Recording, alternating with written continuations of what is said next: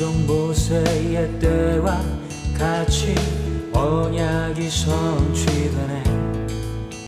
안녕하세요. 반갑습니다.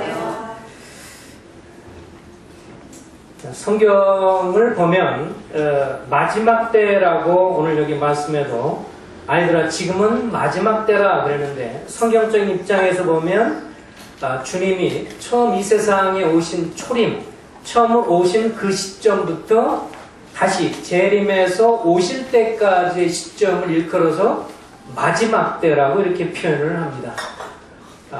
초대교회 성도들은 그래서 주님이 말씀하실 때 금방 주님이 재림하실 거라고 생각을 했지만, 하나님의 시간표상에 의하면 이 마지막 때는 주님이 처음 오신 그 시점부터 마지막 다시 재림에서 오실 때까지의 전체적인 기간을 의미하는 것을 알 수가 있습니다.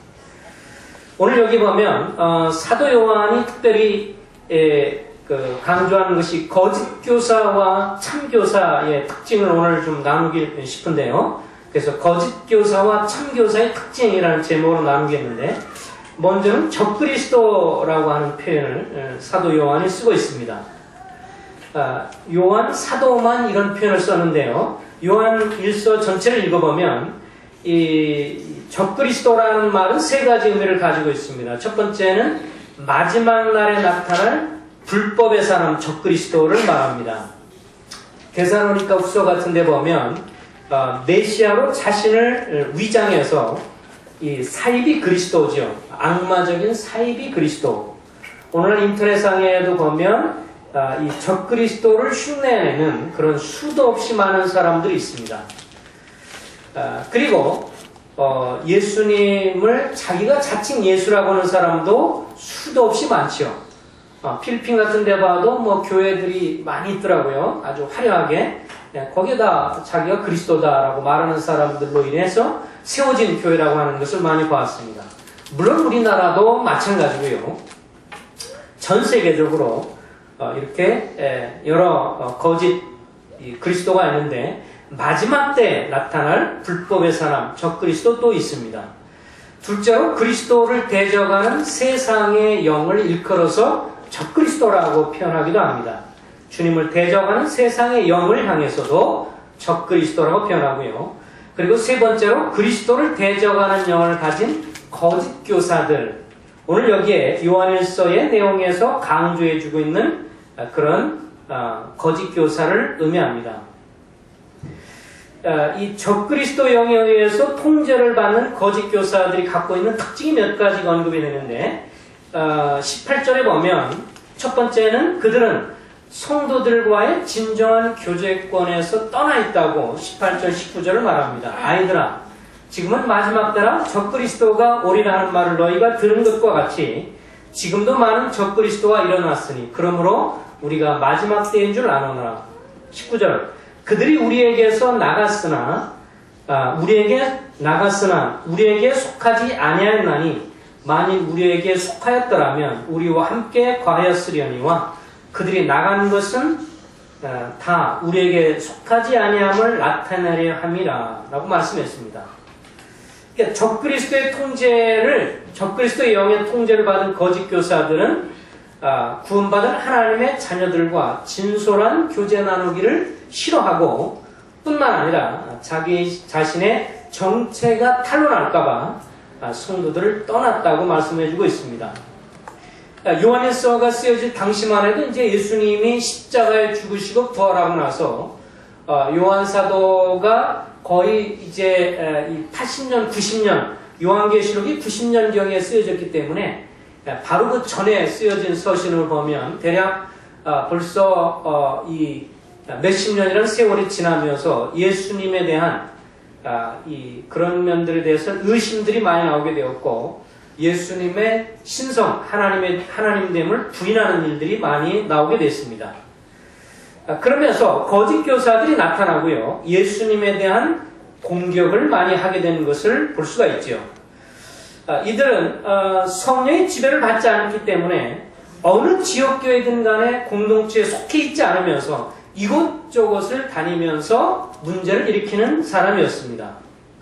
요한 1서, 2서, 3서에 보면 그렇게 이 문제를 일으키는 사람들에 대해서 언급을 하고 있죠. 그래서 받아들이지 말라라고 말을 했는데 한 곳에 머물러 있지 않고 잠깐 왔다가 그곳에 가서 잘못된 교리를 가르치고 교회를 혼란에 빠뜨렸다가 또 다른 데를 기억하고 또 가면서 교회를 어지럽게 하는 이런 일들이 있었던 것을 보게 됩니다.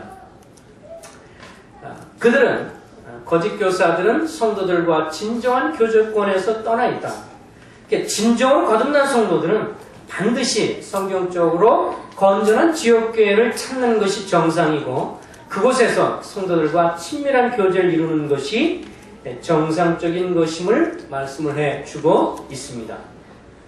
두 번째로 거짓 교사들은 예수님의 신성을 부인한다고 말씀을 해주고 있습니다. 오늘 여기 말씀에도 계속 강조를 해주고 있죠. 이 거짓말하는 사람이 누구냐? 22절. 예수께서 그리스도이심을 부인하는 자가 아니냐? 아버지와 아들을 부인하는 그가 적그리스도니 아들을 부인하는 자에게는 또한 아버지가 없으되 아들을 시인하는 자에게는 아버지가 있느니라. 요한일서 4장을 좀 열어주시기 바랍니다. 4장 2절과 3절도 좀 읽겠습니다. 요한일서 4장 2절 3절. 자, 찾으셨으면 같이 읽습니다. 시작. 이로써 너희가 하나님의 영을 알지니 곧 예수 그리스도께서 예수 신하지 아니하는 하나님께 속하는 것이다. 이것이 곧 적그리스도이니 우리가 하는 말을 너희가 들었거니와 지금 벌써 세상에 있느니라. 여기에 이 적그리스도의 영에 의해서, 다시 말하면 사단의 영에 의해서 통제를 받는 사람들, 거짓 교사의 특징이 예수님의 신성, 하나님 되심을 부인하는 것을 볼 수가 있지요. 초대교회 당시에 이 사도들을 통해서 계속 강조한 바는 예수 그리스도는 육신, 인간의 몸을 입고 오신 하나님이시다 라고 하는 것입니다. 예수 그리스도는 육신을 입고 인간의 몸을 입고 오신 하나님이시다 라고 하는 것인데 이것에 대해서 벌써 요한 서신을 쓸 당시에 거짓 교사들이 이미 활동을 하고 있었습니다. 이원론적인 사고라고 하죠. 두 가지를 구분하는데 이 물질, 눈에 보이는 물질은 악하고 눈에 보이지 않은 영은 선하다 이렇게 생각을 하는 그런 이원론적인 사고를 가진 사람들을 소위 그때 당시에 영지주의자라고 했습니다. 이런 사람들이 예수 그리스도가 인간이면서 동시에 하나님이시다라고 하는 것은 믿을 수가 없다 이렇게 이야기를 했죠. 특별히 이 사도 요한과 동시대에 살았던 사람 중에서 이 세린투스라고 하는 사람이 있는데 주 90년경에 활동했던 거짓 교사인데 이 사람은 애굽에서 교육을 받은 후에 소아시아 지방에 다니면서 잘못된 기독론으로 예수님에 관해서 이야기함으로 교회 사람들을 현혹시켰습니다. 그는 물질이 열등한 힘에 의해서 창조되었다고 주장하면서 따라서 인간적으로 볼 때 요셉과 마리아 가정에 태어난 인간 예수는 진실로 하나님의 성품을 소유한 그리스도와 다르다라고 얘기를 했습니다. 그래서 예수께서 십자가에 못 박히실 때는 십자가 못 박힐 때는 인간 예수만 남고 하나님으로서의 예수는 십자가 못 박힐 때 떠났다. 그래서 하나님이 어떻게 죽느냐? 말이 안 된다. 이래서 십자가에 죽으신 분은 인간 예수지 하나님으로서가 아니다. 이렇게 구분을 하면서 그걸 이끌어서 신학적으로 좀 가연설이다. 이렇게 가짜로 나타나는 모습이다. 이렇게 주장을 하는데 어찌됐든 핵심은 예수님이 하나님이시면서 인간이다. 라고 하는 것을 거부하고 받아들이지 않는 이론들입니다. 이것은 오늘날에도 계속해서 나오고 있는 것들이죠. 우리 주변에서도 예수님의 신성을 부인하는 대표적인 이단들이 많이 활동하고 있습니다. 그 중에 하나가 여러분들 잘 알고 있는 여호와 증인입니다. 왜 여호와 증인이에요? 구약성경에 나와 있는 여호와 하나님만을 증거한다. 신약시대의 예수 그리스도가 하나님이다 라고 하는 것을 거부하는 입장이기 때문에 여호와 증인이라고 말을 합니다. 여호와 증인, 왕국회관. 이분들은 이 사람들은 여호와 하나님 단 한 분만이 영원으로부터 존재하고 그분은 우주와 그 안에 있는 모든 만물의 창조자여 보호자라고 생각해서 여호와 하나님만 창조주 하나님이다.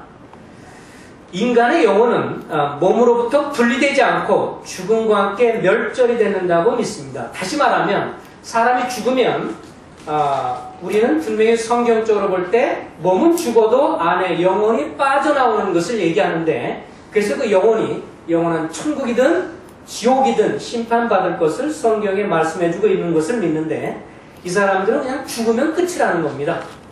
그래서 더 이상 지옥 그런 것도 없고 죽으면 끝이다. 그러면서 이제 강조하는 것이 예수 그리스도는 하나님이 아니다. 하나님이 최초로 창조한 인간이기 때문에 예수는 신성을 가지고 태어나지 않았다. 그래서 여호와 증인이 명백히 이단인 것은 예수님이 하나님이다 라고 하는 것을 거부하고 믿지 않기 때문에 오늘 여기 요한일서의 사도 요한이 말한 것 같은 것을 지금도 주장하는 그래서 잘못된 이단이라고 말하는 것입니다. 그들은 예수는 십자가에 못 박혀 죽은 후에 육체는 썩고 영만 부활했다고 말하고 그리고 그들에 의하면 1914년에 이미 눈에 보이지 않게 재림했다고 합니다. 예수님이 이미 재림했다고 말하고요. 지옥이나 영원한 심판도 없다. 지옥을 부정합니다. 그래서 지상천국을 얘기하죠. 이분들은 그래서 그림 보면 여호와 증인의 그림 같은 거 보면 외국 사람하고 여러 사람들하고 새들 여러 동물들 나오면서 지상의 아름다운 것을 얘기하는 지상천국을 그리는 그림들이 파수대라고 하는 것에 따라서 곳곳에 이렇게 있으면서 파수대 이렇게 전도하고 있는 모습을 보게 됩니다. 그래서 일반적으로 보이는 유형교회는 다 부정하면서 여호와 증인, 왕국 회관만 진정한 교회라고 생각을 합니다.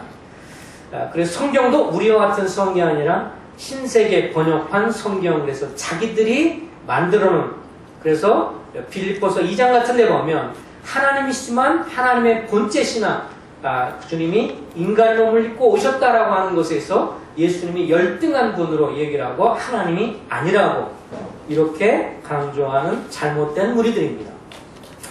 또 하나는 이제 우리 주변에 있으면서 이 위협을 주는 사람들 중에 하나가 하나님의 교회입니다. 옛날에는 안상홍 증인회라고 했는데 이 안상홍 지금 죽었어요. 그래서 지금은 하나님의 교회 그러는데 안상홍의 부인이었던 분이 있죠. 부인이 이 사람을 일컬어서 하나님 어머니라고 말합니다. 하나님 어머니가 있는 것을 들어보셨나요? 모든 기독교계에서 하나님 어머니를 멸시하고 있습니다. 그래서 우리는 하나님 어머니를 숭배합니다. 이렇게 이 사람들은 말합니다. 근거가 뭐냐면 창세기에 보면 하나님이 하나님의 형상대로 사람을 창조하되 남자로 여자로 만드시고 라는 구절을 근거로 해서 사람을 보니까 하나님의 형상대로 지음받은 사람을 보니까 남자가 있고 여자가 있다. 남자가 있고 여자가 있으니 하나님도 하나님 아버지가 계시고 하나님 어머니가 있는데 오늘날 기독교회가 하나님 어머니를 부르지 않고 잊어버리는 아주 극악 무도한 죄를 저지르고 있다. 그래서 하나님 어머니를 찾아야 한다. 논리적으로 맞습니까? 아멘이 되십니까? 참 팔짝 뛸 노릇인데 하나님 어머니 교리를 주장하면서 그게 자기들에게 대단한 교리라고 생각을 하고 그렇게 이야기를 하고 있어요. 근데 이분들이 이제 좀 곤란한 게 뭐냐면 우리하고 비슷한 그런 행태를 띠고 있어서 문제예요. 첫 번째, 신앙 실천에 7가지 특징이 있는데요. 여자들은 권위를 인식하기 위해서 머리에 수건을 쓴다. 그래서 우리를 종종 하나님의 교회로 오해를 하게 되는데요. 머리를 수건을 쓰고요. 세례가 아니고 침례를 받는다. 이것도 아주 비슷합니다. 근데 이제 이 사람들이 강조가 원래 이 사람들이 안식교에서 나온 사람들이기 때문에 토요일 안식일을 지켜야 한다 이렇게 말을 하고요. 그 다음에 성탄절은 태양신 기념일이기 때문에 성탄절 지키면 이건 이교도를 지키는 것이다. 이래가지고 굉장히 반대하고요. 그 다음에 유월절을 날짜를 계산합니다. 성경은 유월절 주님이 떡과 잔을 대했잖아요. 그래서 그것을 날짜를 계산해서 유월절 날짜를 꼭 지켜야 한다. 안식일도 꼭 지켜야 한다. 이것이 구원의 근거가 됩니다. 십자가는 우상이니까 달아서는 안 된다. 유월절, 무교절, 초실절, 나팔절, 대속제절, 또 초막일, 이 구약에 나와 있는 모든 절기를 꼭 지켜야 한다. 그런 의미에서 자칭 유대인들입니다. 오늘날 우리에게는 율법 아래 있지 않냐고 그리스도의 은혜 아래 있는데 이들은 스스로가 유대인이 돼서 자칭 유대인이 돼서 이런 모든 절기를 지금 유대인들이 그러한 것처럼 지키려고 합니다. 그러면서 이상의 7가지를 지키며 중세의 왜곡된 교리를 바로잡아서 하나님의 바른 진리로 돌아가야 한다. 이렇게 말을 합니다. 이 사람들도 포교 대상을 누구로 삼냐면 일반 교회에 다니는 사람을 포교 대상으로 삼습니다. 이 사람들하고 만나서 얘기하면요. 골머리 아픕니다. 예수님도 안식일을 지켰다. 예수님 안식일 날 율법을 이루시기 위해서 예수님께서 안식일 지켰죠. 사도 바울도 복음 전할 때 주로 안식일 날 회당을 찾아다니면서 복음을 전했거든요. 그죠? 왜 그래요? 유대인들을 만나서 복음을 전하려고. 근데 그들은 그렇게 말합니다. 예수님도 율법을 지켰고, 안식일을 지켰고, 사도 바울도 안식일을 지켰다. 그러므로 우리도 안식일을 지켜야 한다. 이런 논조로 가지고 나가면서 포섭을 하는 것을 보게 됩니다. 또 한 가지가 이제 오늘날 많은 교계에 많이 이야기들이 되고 있는 것이 신천지 교회입니다. 신천지 교회는 이제 어떻게 보면 이만희 씨가 이분이 이제 보혜사 성령이고 재림 예수라고 믿는 것인데요. 신천지 교회는 인자가 구름 타고 오신다고 하면 성령께서 육체로 오신다는 뜻이다라고 말하면서 이 예수님을 이렇게 얘기를 합니다. 예수님을 향해서는요, 저 시대의 구원자다. 그러니까 지금부터 2000년 전에 저 시대의 구원자로 오신 분이 예수님이고 이 시대의 구원자는 누구예요? 이만희. 이렇게 되는 겁니다. 참 말장난도 잘하죠. 저 시대의 구원자는 예수님이고 이 시대의 구원자는 이만희다. 이렇게 강조를 하는 것입니다. 그래서 그분은 보혜사 성령이고 재림 예수라고 이야기를 하고 있습니다. 근데 문제는 이분들이 성경책을 갖고 있다고 하는 겁니다. 성경책을 갖고 있으면서 이제 이야기를 하는데 이 성경에는 사후 천국에 관한 기록이 단 한 구절도 없다라고 하면서 이 사람도 지상천국과 신천지, 새하늘과 새 땅, 그것을 한문으로 쓰는 것이 신천지죠. 이것이 지금 과천에 있는 이분들이 세운 장막성전인가 뭐 이렇게 신천지 교회에 있어요. 그 안에 들어가야만 구원이 이루어지고 오늘날의 새 재림 예수를 통해서 구원에 이른다라고 하는 것입니다. 근데 뭐 우리가 생각하면 너무도 이게 좀 황당한 일인데 이분은 성경은 암호로 기록된 책이기 때문에 온갖 비유와 상징으로 기록된 책이라고 하면서 도의 맥을 담은 영적 차원의 책이다. 그래서 계시록을 굉장히 좋아하는데요. 계시록 성역 공부에서 무료 성경 신학원을 계속 개설해서 사람들로 하여금 요한계시록을 가르칩니다. 그래서 요한계시록을 자기 임의대로 뜯어 맞춰서 결국 이만희 씨를 믿도록 그렇게 말을 하는 것인데 부활도 불교의 윤회와 같은 것으로 보고 사람이 죽으면 그 몸이 윤회 환생한다고 믿습니다. 이것을 일컬어서 육체 구원 교리 이렇게 표현을 하는데요. 이분들이 굉장히 열심을 내죠.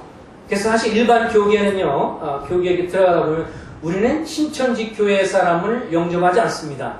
신천지 교회는 들어오지 마세요. 아예 노골적으로 여기 지금 다 지금 써놨습니다. N만큼 큰 교라고 하는데 다 써놨어요. 왜냐하면 이분들이 이제 14만 4천 교리가 요한계시록에 나와 있는 14만 4천 여호와 증인 이 사람들도 왜 이렇게 열심을 내냐면 자기도 열심을 내서 14만 4천에 속해 한다라고 생각하기 때문에 그렇게 열심을 내는데 이 신천지 교회 사람들도 마찬가지입니다. 14만 4천이라는 사람이 제사장권을 앞으로 가지게 될 건데 이 사람은 그냥 단순히 이 신천지 교리를 믿고 신앙생활에서는 될 수 없고 전도, 포교를 잘해야만 장차 제사장권인 14만 4천에 들어갈 수가 있다 라고 하기 때문에 이분들이 쓰는 것이 이제 교인들을 대상으로 포섭 활동을 하는 것입니다. 그래서 제가 이제 이 신천지 대책위원회 그래서 이렇게 장로교에서 세미나 내용을 쭉 이렇게 들어봤는데요.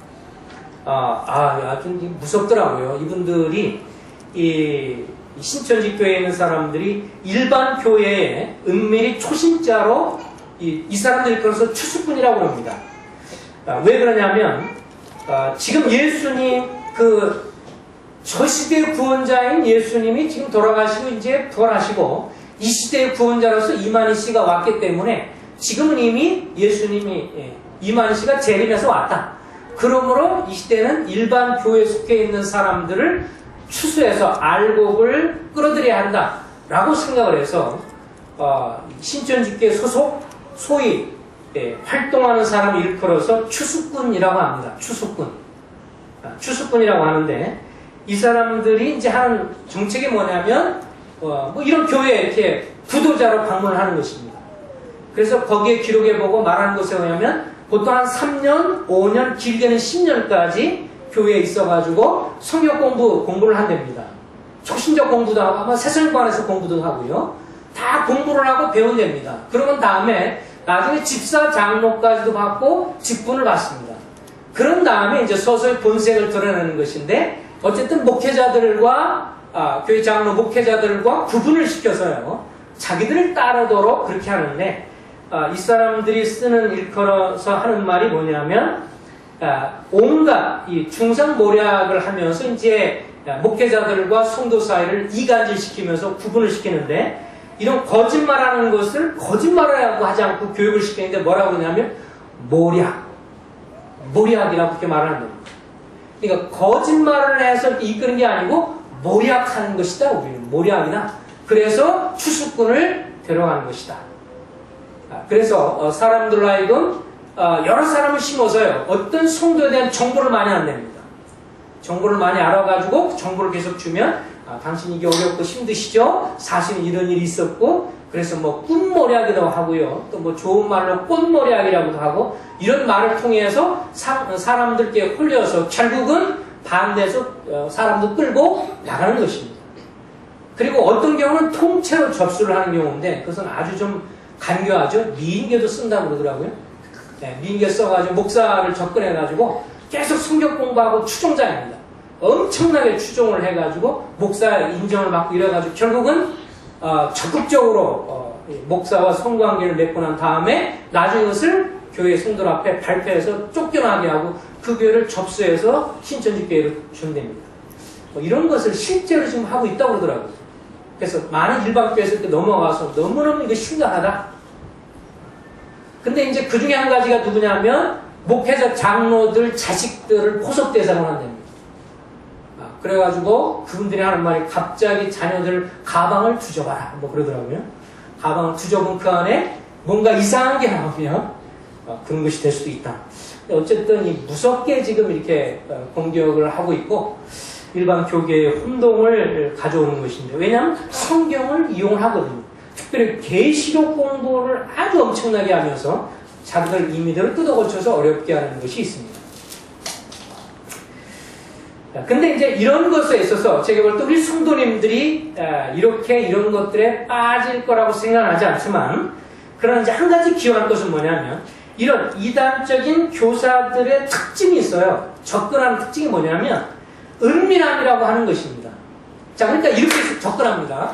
성도님들과 관계 속에서 연관돼서 잘 알고 나다 우리 같이 성경 공부를 하자 라고 제안을 합니다. 우리 같이 성경 공부를 하자 혹은 성경 공부를 한다 와서 배우자 라고 하면서 무슨 말 하냐면 이것은 마태복음 13장에 나온 밭에 감추인 보물이기 때문에 밭에 감춘 보물, 은밀한 보물이기 때문에 이걸 다른 사람한테 말하면 복이 다 달아난다. 그러니까 네가 성경 공부하는 것을 주변 사람한테 아무도 얘기하지 말아라. 주변 성도들한테도 얘기하지 말고 교회 인도자, 집사, 장로들, 목회자들한테 전혀 얘기하지 말아라. 이게 하면 복이 달아난다. 그러면서 몰래 계속해서 그들이 만든 교재를 갖고 공부하다 보면 조금씩 나중에 가다가 처음부터 여러분들한테 이만희 씨가 재림 예수 이러면 여러분들 콧방귀 끼는데요. 그렇게 배우는 게 아니고 처음부터 이 교리 성경에 나와 있는 문제점들을 자꾸 지적을 하면서 오늘날 교계의 문제점 지적하면서 나중에 1단계, 2단계, 3단계 공부를 하고 한 6개월 하고 나면 마음 가운데 그분이 이렇게 나오게 만든 것이죠. 처음부터 저분이 재림 예수다 그러면 다 이제 미친놈 이러죠. 다 계획을 세워서 아주 치밀하게 가르치는 것입니다. 그렇기 때문에 처음부터 접근할 때 여러분들한테 누가 은밀하게 공부하자, 은밀하게 서역 공부하자 어떻게 해야 되죠? 단호하게 거절해야 합니다. 성경은 주님은 빛 대신 주님이기 때문에 주님이 증거하는 복음의 진리를 어디서 은밀하게 선전하는 게 아니고 모든 사람에게 전파하는 것이 진리를 선언하는 것이지, 이 성도하고 성역 공부하면서 저 사람한테는 숨겨라, 이 사람하고 공부하면서 이것은 귀하니까 누구한테는 감춰라, 이렇게 공부하면서 인도자에게는 숨겨라, 부모에게는 숨겨라, 이것은 잘못된 가르침을 하고 있는 것이죠. 자기를 끌어들이는 것이지 정상적인 것이 아닙니다. 복음은 공적으로나 사도가 하는 것처럼 개인적으로나 공적으로나 어느 곳에든지 같은 진리의 말씀이지 누구에게만 해당되는 것처럼 가르치는 것은 상당히 위험한 것이기 때문에 이 은밀하게 접근해서 개인적으로 성역 공부한다는 이런 일에 우리는 조심해야 합니다. 이 교회 가운데 우리 브레드린 모임 가운데서도 그런 경우들이 있습니다. 넘어가는 사람도 있어요. 몰래 접근해서 아무도 모르게 몇 개월 동안을 계속 은밀하게 공부하다가 나중에 넘어가는 사람들이 있기 때문에 이런 것이 위험한 것입니다. 어쨌든 거기에도 역사가 있습니다. 분명한 것은요, 우리가 이걸 알아야 합니다. 여호와 증인, 그 다음에 여기 하나님의 교회, 신천지, 또 그 외에도 수도 없이 많은 몰몬교 이런 사람들, 자 여러분 그걸 아셔야 합니다. 이단들의 모임 가운데 그들 가운데 사랑이 없을까요? 있을까요? 웬만큼 있는 게 아니에요. 무진장만하고 교리가 잘못되고 하나님에 대해서 대적하지만 자기들끼리는요 죽고 못 살고 얼마나 헌신적이고 얼마나 놀라운지 말할 수 없어요. 근데 많은 분들이 어떻게 오해하냐면 이렇게 사랑이 많고 이렇게 좋은 것을 보니 여기가 잘못될 리가 없다. 이게 맹점인 것. 이 사단도 성경에 보면 뭐라고 했어요? 광명의 천사이기 때문에 자기들 무리 속에서 같이 있는 사람들 향해서는 얼마나 헌신적이고 얼마나 서로를 도와주고요, 지급 없는 사람 찾아서 주고 그냥 우리가 보통 하지 못할 얼마나 열정과 헌신과 서로 사랑하는지 말로 할 수 없는 것입니다. 우리 생각에 이단 그러면 그들이 막 살벌할 것 같죠? 안 그렇습니다. 사단이 그들에게 얼마나 역사하고 도와주기 때문에 그들 사이에서는 큰 사랑도 있고요, 그들 사이에는 정말 죽고 못 살 그 교류가 있고요, 자기들끼리는 아주 놀라운 것이 있는 것입니다. 근데 문제는 뭐예요? 하나님의 진리가 없고 하나님의 섭리의 역사하는 것이 아니고 잘못된 것을 갖고 있는 건데, 잘못된 거짓 확신 속에서도, 잘못된 거짓 믿음 속에도 사랑과 소위 감정과 이런 것은 충만히 있는 것입니다. 그래서 어떤 그룹이 잘 됐나 안 됐는가를 하나님의 말씀을 통해서 봐야지, 그들이 얼마나 사랑하고 얼마나 좋고 얼마나 끈끈하고 이걸 갖고 판단하면 다 잘못되는 것입니다. 이단들도, 모든 이단들도 자기 안에서는 사랑이 넘치고 충만합니다. 굉장히 놀랍습니다. 거짓 확신이라고 하는 것이요, 정말 무서운 것이기 때문에 잘못된 확신 속에서도 평안이 있고 즐거움이 있기 때문에 그것을 갖고 말해서는 안 되는 것입니다. 예수 그리스도를 뭐라고 말하냐? 예수 그리스도를 통한 구원이냐? 예수 그리스도가 하나님이시고 그분이 인간이지만 하나님으로 오셔서 우리를 위해서 죽으시고 부활하셨으므로 예수 그리스도를 향한 믿음으로만 구원받는다고 하는 것을 가르치지 않고 다른 것을 가르치면서 거기에는 온갖 사랑과 은혜와 자기들끼리의 교류는 넘치는 것입니다.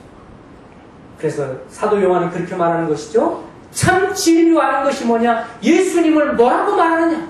예수님을 통해서만 구원이 있고 천하인간의 구원 얻을 다른 이름을 예수님 밖에는 준 일이 없다고 그랬기 때문에 그 예수 그리스도를 통해서 십자가의 공로와 부활하신 주님을 믿음으로만 되는 것이지 거기에 내 행위를 보태거나 내 노력을 보태거나 아니면 거기에 또 다른 것을 보태는 것은 다 잘못된 적그리스도의 역사인 것을 사도 요한은 강조를 하고 있는 것입니다. 여기 이거와 비슷하게 야고보서에 있는 말씀을 잠깐 보겠습니다. 야고보서에 보면 야고보서 3장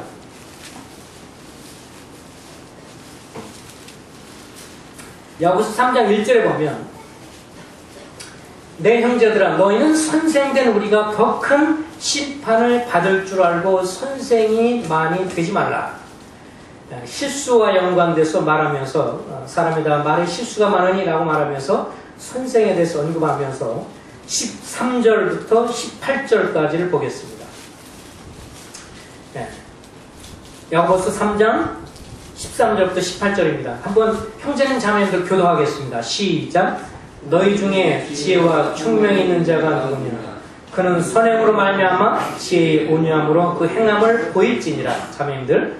그러나 너희 마음속에 독한 시기와 다툼이 있으면 자랑하지 말라. 진리를 거스려 거짓하지 말라. 이러한 지혜는 위로부터 내려오는 것이 아니요 땅 위의 것이요 정욕의 것이요 귀신의 것이니 시기와 다툼이 있는 곳에는 혼란과 모든 악한 일이 있으리라. 오직 위로부터 나는 지혜는 첫째 성결하고 다음에 화평하고 관용하고 양순하며 긍휼과 선한 열매가 가득하고 편견과 거짓이 없나니 평하게 하나님 자에게는 화평한 것이요 의의 열매를 거두느니라. 예, 이렇게 그러면 거짓 교사들의 특성들이 이러하다면 이제 오늘 여기 보면 세 번째 거짓 교사 특성 중에 한 가지가 거짓 교사들은 섭리 역사가 무지한 것을 보게 됩니다. 아까 요한일서의 말씀에 보면 요한일서 27절에 그런 말씀이 있죠. 너희는 주께 받은 바 기름 부음이 너희 안에 거하나니 아무도 너희를 가르칠 필요가 없고 오직 그의 기름 부음이 모든 것을 너에게 가르치며 또 참되고 거짓이 없으니 너희가 가르치는 그대로 주 안에 거하라. 이 말씀을 오해하면 안 됩니다. 어떤 분들이요 이 구절 근거해서 우리는 성경 교사가 필요가 없다.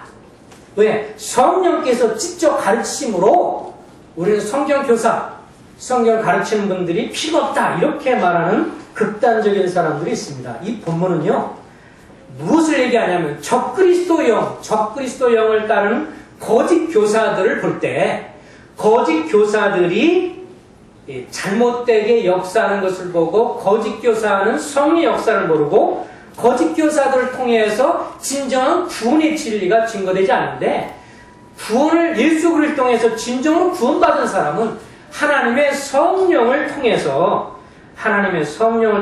진정한 이 깨우침이 있고 진정한 구원의 길을 깨우쳤기 때문에 그런 의미에서 너희 안에 구원에 관한 진리, 너희 안에 있는 생명에 관한 진리를 다른 사람의 도움을 받아서 확증할 것이 없다. 너희 안에 성령이 들어오시면 성령께서 들어와서 역사하고 있으면 너희 안에서 그리스도의 우리 안에 역사하면 우리가 하나님의 자녀인 것을 증거하기 때문에 그로 인해서 이 하나님의 자녀라는 구원의 진리를 발휘할 수 있으므로 다른 거짓 교사들 어떤 사람의 도움이 필요한 것이 아니다 라는 측면에서의 이 어떤 가르침이 필요 없다는 말이지 정상적으로 주님이 세우셔서 정상적으로 가르치는 교사들 그런 사람이 불필요하다라는 말은 아니라고 하는 것입니다.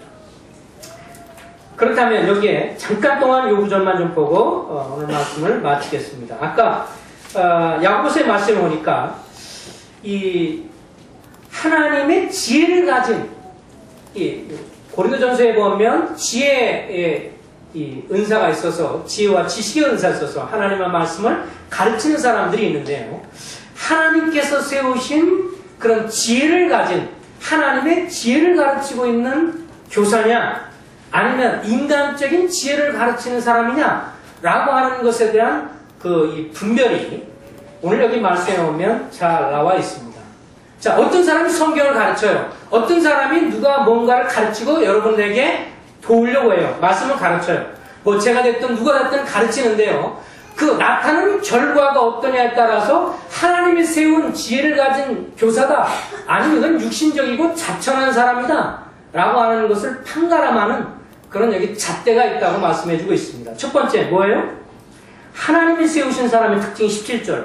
뭐라고 나와 있습니까? 오직 위로부터, 그 말은 하늘로부터 라는 뜻입니다. 위로부터, 하늘로부터라는 지혜는 첫째 어때요? 성결하고. 예, 어떤 사람이 하나님의 지혜를 가르치고 그런 마음으로 가르치고 그렇게 하고 있다면 그 사람의 특징은 그 사람은 성결한 삶을 사는 사람이라는 것입니다. 두 번째 뭐예요? 다음에 화평하고, 화평한 평화. 그러니까 어떤 사람이 주님이 세우신 사람이다라고 할 때 그 말씀을 듣고 배우는 사람들 간에 있어서 서로 화평을 추구하게 되고 서로 간에 있어서 뭐를 가져와요?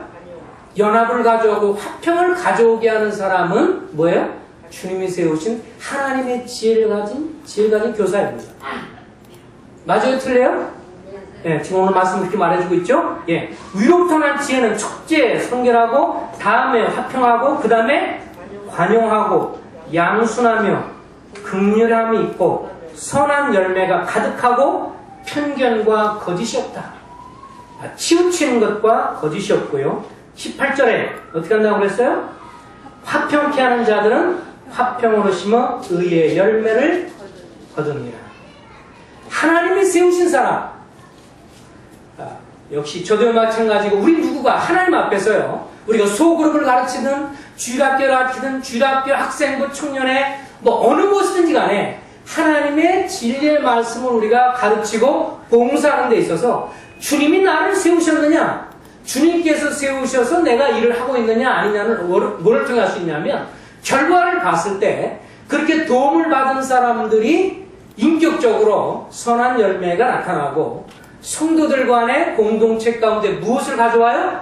평화를 가져오고, 그들 가운데 긍휼을 가져오고, 또 계속 배움으로 인해서 다른 사람을 긍휼히 여기고 불쌍히 여기고, 그러면서 편견이나 거짓이 없는, 그리고 화평을 추구하는 소위 피스메이커의 역할이 된다면 그는 누구로부터 온 사람? 위로부터, 하나님으로부터 온 지혜를 가진 사람이라고 분명히 알 수 있습니다.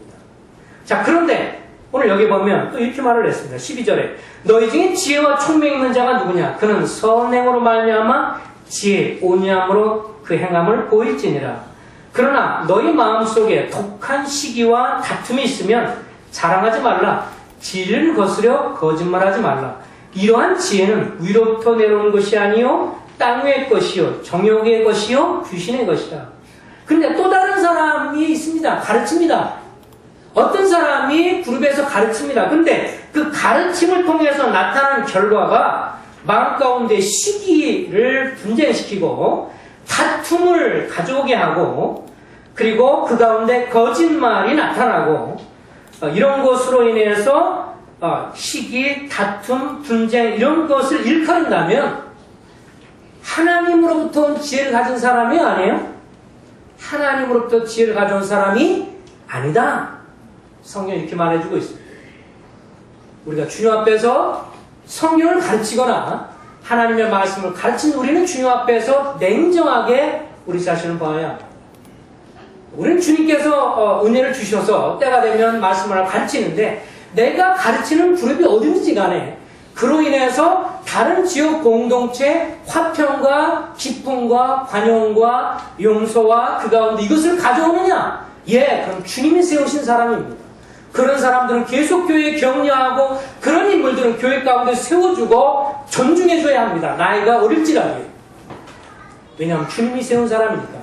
그런데 어떤 사람이 가르칩니다. 가르치는데 다툼을 가져오고요, 분열을 가져오고요, 시기를 가져오고요, 판단을 가져오고요, 이런 것들을 가르치면서 문제를 일으킨다. 주님이 세우신 사람이에요?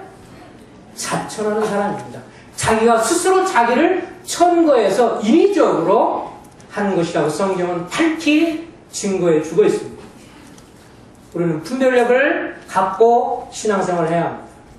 하나님의 교회는 이 부분에 있어서 밝히 알고 있어야 합니다. 과거에 그러니까 역사적으로도 보면요, 하나님의 역사가 있는 진정한 교회사 17세기, 18세기 교회 역사를 보면 하나님의 역사를 말하면서 하나님의 세우신 사람을 통해서 나타난 현상은 어떤 것이냐면, 붕의 역사는 먼저 하나님의 어미하심과 거룩하심을 봅니다. 그 앞에 자기가 얼마나 더럽고 추한 죄인가를 봅니다. 그러면서 회개하고 돌이킵니다. 그 다음에 어떤 결과가 나타나요? 거기에는 화평이 나타납니다. 부부가 싸우려고 하다가 이혼하려고 하는 사이가 다시 화해가 되고, 부자지간 부모지간이 다툼이 됐다가 화해를 합니다. 이것이 정상적으로 나타난 하나님이 세우신 사람을 통해 세워진 부흥의 모습입니다. 근데 인위적인 것은 뭐예요? 다툼과 분열을 가져옵니다. 우리는 어떤 하나님이 역사하는 데 있어서 기독교계와 오늘날 교회 가운데서도 하나님이 세우신 사람이냐, 성경에 하나님이 세운 사람을 향해서는 존중하고 따라야 하고 존중해줘야 합니다. 그러나 그렇지 않느냐, 하나님이 세운 사람이냐 아니냐를 잘 분별할 수 있어야 합니다. 내가 가르치면서 내가 있는 데서 가르치고 그러면서 그 가운데 성도 가운데 다툼이 생기고 성들 가운데 막 싸움이 생기고 분열을 조장시키고 요 그룹 저 그룹 따로 분리시키면서 구분을 하면서 당신과 이 사람은 차이가 나는 그룹 이러면서 분열을 시키고 그런 식으로 된다면, 무엇보다도 사람들과 그들을 인도해서 그리스도로 인도하기보다는 자기 자신에게 주목하게 한다면 그것은 주님이 세우신 사람이 아닙니다. 주님이 세운 사람은 사람들 인도해서 누구한테로 인도해요? 그리스도께로 인도합니다. 자기한테로는 주먹을 끌지 하지 않습니다. 자기한테로 모이지 않게 자기한테로 이끌지 않습니다. 주님께로 가도록 하나님의 말씀에 순종하도록 인도합니다. 그래서 평안과 화평과 관용을 인도합니다. 우리는 분별을 가져야 합니다. 분별력을 가져야 합니다. 우리가 앞으로 지금 세대에 여러분들이 생각할 때 저를 향해서 잘못된 것이 나타난다면 제가 물러서야 합니다. 만약 다른 사람이 세워지는데 그 가운데 분열과 시기와 교회 다툼을 가져오면 그는 하나님 세운 사람이 아닌 것입니다. 말씀이 우리를 평가하는 것입니다. 하나님 말씀 앞에 겸손해야 합니다. 주님이 세우시는 사람인지 스스로 자천한 사람인지 분별력을 가져야 합니다. 참교사와 다른 사람의 차이 우리는 알고 수 있어야 기도하겠습니다. 아버지 하나님, 우리 시험교회를 축복해 주셔서 오늘 여기 말씀처럼 오직 위로부터 하늘로부터 난 지혜는 첫째 성결하고 다음을 화평하고 관용하고 양순하며 긍휼과 선한 열매가 가득하고 편견과 거짓이 없는 화평케 하는 자들은 화평으로 심어 의의 열매를 거두느니라. 아버지, 이와 같은 훌륭한 주님의 종들이 많이 나오는 교회가 되게 해 주시옵소서. 아멘. 사람들을 자기 길 끌지 않고 하나님께를 이끄는 귀한 종들이, 귀한 일꾼들이, 하나님의 지혜를 가진 훌륭한 사람들이 시험께 많이 배출되는 교회가 되게 축복해 주시옵소서. 아멘. 그런 분들을 존중하고 세워주고 이끌어주는 그런 귀한 교회가 되게 하시고, 올바른 분별력을 갖고 오늘날 시대에 수도 없이 잘못된 이단들이 접근하오며 잘못된 공격을 하는 이 시대에 우리가 살고 있습니다. 올바른 분별력을 가지고 우리가 신앙생활할 수 있도록 우리 성도님들을 축복해 주시옵소서. 예수 그리스도 이름으로 부탁하며 기도합니다. 아멘.